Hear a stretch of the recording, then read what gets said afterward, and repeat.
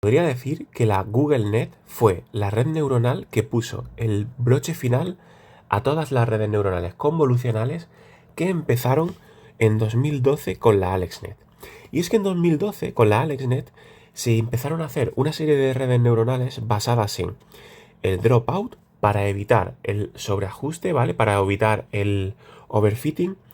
En las funciones de activación, ReLU para evitar el desvanecimiento del gradiente y que se ejecutaban en GPUs para conseguir una optimización de los cálculos, una optimización de el backpropagation, etc. Y a partir de aquí, a partir de 2012, cuando la AlexNet sentó todos estos precedentes, empezaron una serie de redes neuronales como la VGG, la Networking Network, que hemos visto en este canal, que aprovechaban toda esta potencia que empezó la AlexNet, pero que la organizaban de una forma mucho más eficiente. Íbamos consiguiendo, avanzando en el tiempo y con este tipo de estructuras, aumentar cada vez más y más la precisión sobre el dataset ImageNet. Pero fue en 2014 cuando ya el aumento de tamaño de estas redes neuronales empezaba a plantear problemas. Y fue ahí cuando la GoogleNet trajo la solución final. Y es que, a pesar de que estas redes eran más eficaces y más precisas a la hora de clasificar imágenes, ocurría que cada vez eran más anchas y más profundas, es decir, cada vez tenían más capas y esas capas cada vez tenían más filtros. Y eso provocaba una serie de problemas, que era, primero, muchos parámetros, lo cual hacía la red pues difícil de entrenar, etcétera, un uso ineficiente de los recursos. Esto lo vamos a ver más adelante, pero era básicamente porque usaban filtros muy grandes para objetos pequeños y filtros muy pequeños para objetos grandes. Problemas multiescala derivado de esto, es decir, tratar objetos de diferente tamaño dentro de una misma imagen, y dificultad de entrenamiento porque aumentaba muchísimo el número de parámetros. Entonces, la GoogleNet trajo un bloque, una capa de la red que solucionó todos estos problemas. Y esa capa se conoce como el bloque Inception. Sí, Inception, como la película.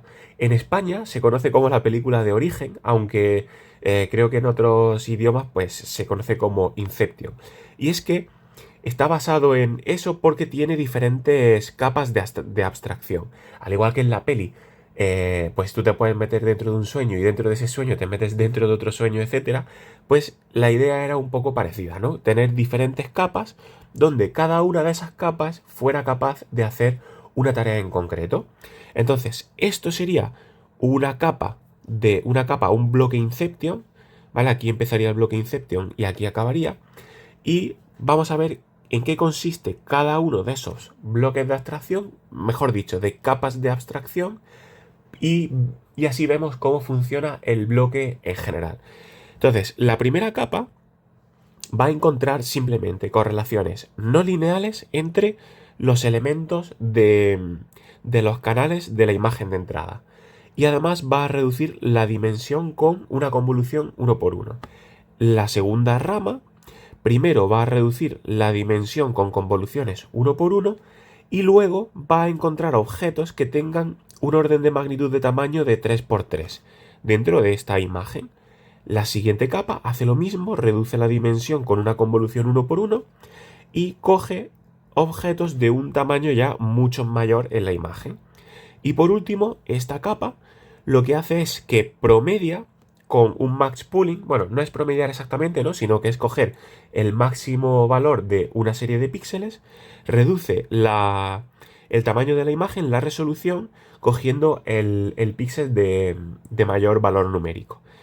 Y con esto consiguen que luego en el futuro pues se encuentren patrones que estaban por aquí ocultos o promediados. Luego lo vamos a ver en más profundidad. Entonces, con estas 4 capas pasamos de aquí a aquí y hemos captado diferentes características de esta imagen de entrada. Pero es que además, para evitar los problemas de overfitting y para evitar los problemas sobre todo de desvanecimiento del gradiente, si a esta red neuronal, que por cierto, todo este bloque va a ir embebido en una red neuronal mucho más grande, es decir, vamos a poder tener una red, por ejemplo, convolucional, por aquí, luego llegamos al bloque Inception y luego seguimos hasta llegar a un perceptrón, un clasificador o lo que sea. Entonces, esto va a estar dentro de una red más grande, pero también va a pasar una cosa, y es que vamos a suponer que, aunque después del bloque Inception continúe la red, vamos a imaginar que ignoramos todo lo que hay de aquí hacia adelante y le ponemos otra pequeña red aquí y un clasificador y calculamos el error de la red como si la red, ¿vale? Suponiendo que la red termina en el bloque Inception. Bien, pues eso se llama una cabeza de error y se puede hacer cada vez que finalicemos un bloque Inception. Y eso va a hacer que el error final, el error de la red grande, sea el error cuando hemos pasado por toda la red completa, más un número que nosotros vamos a poner a mano, ¿vale? Un hiperparámetro que puede ser 0,2, 0,3, el peso que le queramos dar a este trozo de la red, más otro número por otra cabeza de error. Y esto lo podemos hacer tantas veces como bloques Inception tengamos, ¿vale? Tantas veces como queramos. Y esto va a ayudar, luego vamos a ver por qué, a evitar el overfitting y a evitar el desvanecimiento del gradiente. Entonces, voy a mostraros la primera red neuronal completa que tenía incorporado bloques Inception, que fue la red que ganó el ImageNet, si no me equivoco, en 2016. Y era, pues tenemos una entrada y primero se hacían unas convoluciones, luego unas convoluciones 1x1, luego un max pooling 3x3 y ya llegábamos a dos bloques Inception. Aquí creo que había una cabeza de error, luego 5 bloques Inception y por último 2 bloques Inception. Entre estos bloques se hacía un max pooling y al final se pasaba por un perceptrón que clasificaba aquí las imágenes que ya habían sido filtradas por estos bloques Inception, ¿vale? Los he representado por un tótem en honor a la película. Así que ahora que sabemos ya la estructura general, que sabemos qué son las cabezas de error, vamos a tratar de entender por qué estas cosas, por qué estos bloques funcionan y qué hacen exactamente y por qué las funciones de error, ¿vale? Las cabezas de error que hemos definido después de cada bloque Inception evitan el desvanecimiento del gradiente. Vamos allá. Vamos con la primera capa. Y es que la primera capa es una convolución 1x1. Entonces vamos a suponer que entra una imagen de 3 colores, ¿vale? Esta sería, por ejemplo, una imagen de 3x3 píxeles que tendría el código de colores RGB y vendría representado por un tensor de 3 índices. Estos dos índices hablan de fila y columna y este último índice pues habla de qué código de color estamos cogiendo. Al convolucionarla con un filtro, un kernel 1x1, pues lo que haríamos sería coger este kernel, ¿vale? Que esto sería, por ejemplo, el K, bueno, K simplemente, y multiplicaríamos el K por esto, más otro K por esto, más otro K por esto. Y entonces generaríamos el píxel nuevo O11. Siguiente píxel, K por A12, K por B12, C por B12 y sería el O12. Entonces, aquí tenemos que un filtro convolucional tiene 1, 2 y 3 parámetros porque se va a multiplicar por una imagen de 3 canales y va a ir dando el elemento O y J que va a tener toda esta expresión. Entonces, fijaos que este término, que he puesto el 1, 1 para que se vea en concreto qué es lo que estamos haciendo, bueno, y más un sesgo, que podría ser el IJ, lleva aquí una función no lineal. ¿Eso qué quiere decir? Eso quiere decir que la suma de esto por el número, esto por el número y esto por el número se va a pasar por una función EPSI no lineal que puede tener esta forma o que puede tener la forma que sea. De manera que, por ejemplo, si hay un patrón oculto y es que esto importa poco, esto importa un poquito más y esto importa mucho, pues la función no lineal va a captar esas correlaciones entre los tres códigos de color. Es decir, el filtro 1x1 coge y encuentra correlaciones no lineales entre los tres filtros, entre los canales de la imagen o del tensor de entrada. Esto lo he representado aquí como si solamente tuviéramos dos canales de entrada, por ejemplo, el B y el A, es decir, solamente si tuviéramos el R y el G, y el O y J, que depende de esto, pues podría ser una función no lineal y captar estas correlaciones entre estos dos canales. Y además, fijaos que aquí tenemos tres canales, pero al pasarlos por un filtro uno por uno, vamos a obtener como output una única matriz que va a ser la que correlacione estos tres canales. Entonces, no solamente vamos a correlacionar canales, sino que además vamos a reducir la dimensionalidad de esos canales. Por eso, en las siguientes dos capas de abstracción, vamos a ver que se hace primero un filtro uno por uno para reducir la dimensionalidad y luego ya pasamos por los kernel 3x3 y 5x5. Entonces, ¿qué hacen los kernel 3x3 y 5x5? Pues fijaos, lo único que hace es captar imágenes de diferente tamaño. Por ejemplo, si tenemos dos círculos, pues este filtro, al pasarlo por aquí y hacer la convolución, ir arrastrándolo por aquí para convolucionar con esta imagen, es capaz de captar este círculo, pero este, fijaos, nunca lo llega a cubrir por completo. Entonces, este filtro, esta línea de abstracción, solamente va a captar objetos de este tamaño. Sin embargo, este sería ineficiente para captar el círculo pequeño, pero si lo vamos desplazando, es muy eficiente para capturar el círculo grande.